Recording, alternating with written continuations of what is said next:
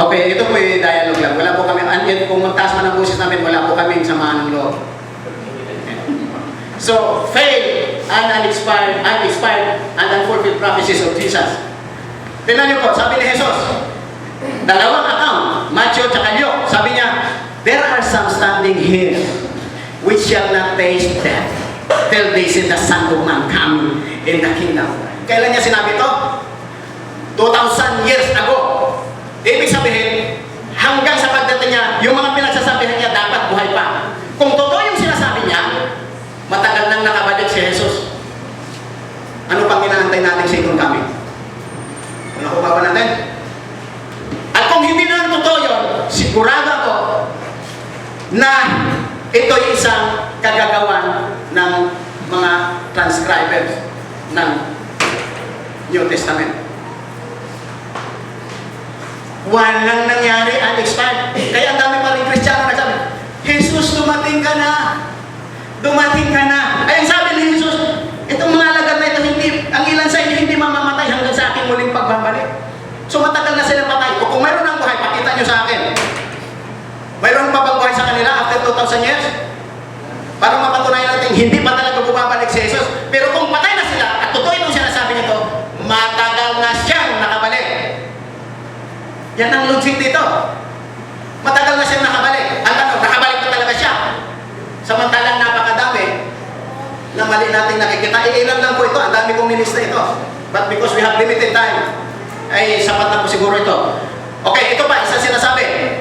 Doon naman sa Mark chapter 13, Luke chapter 21, at Matthew chapter 24. This is regarding to his second coming, the promise in his second coming.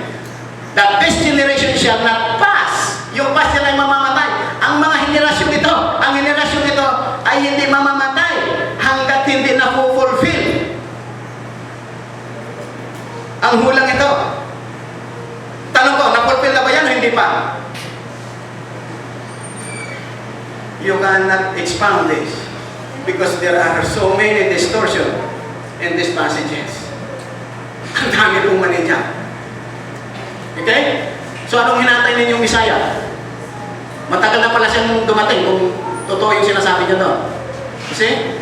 Okay? Self-contradicting statements of Jesus in the New Testament. Ano ba ang gusto niya? Peace or what? Pag binasa mo yung Matthew chapter 5 verse 39, resist not the evil. Ito yung mga Roman Catholic thinking, resist not the evil, but whosoever shall smite you. Okay, kay Brother Richard Thompson, 3 minutes interruption.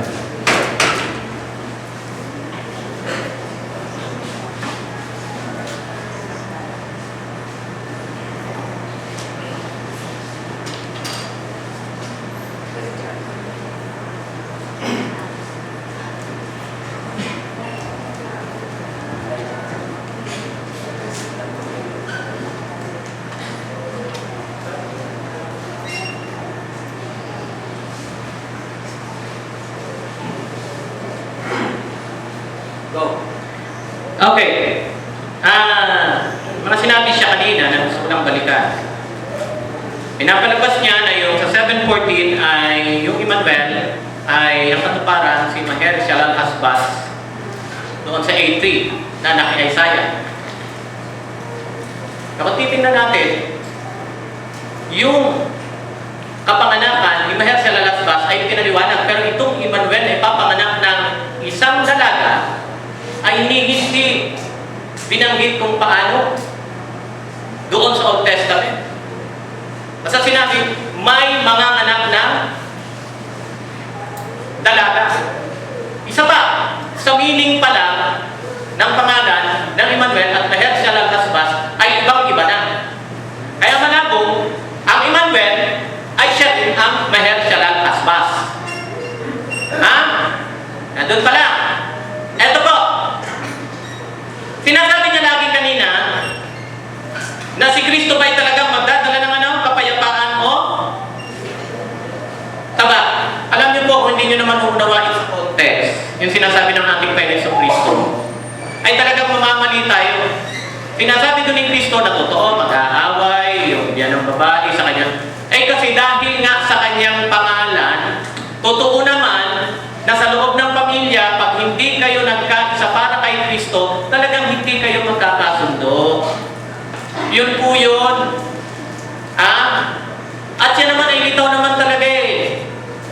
na pag hindi kayo nasa iisang paniniwala patungkol kay Kristo, ay talagang hindi kayo magkakasundo. But it does not necessarily mean na nagsusuntukan kayo. Hindi lang kayo magkasundo. At ano ito ginagawa natin? Iba yung Jesus mo, iba sa Jesus ko. Pero hindi kita inaaway. May kapayapaan ako sa iyo. Ha? Yun ang itinuro sa amin ng aming Jesus.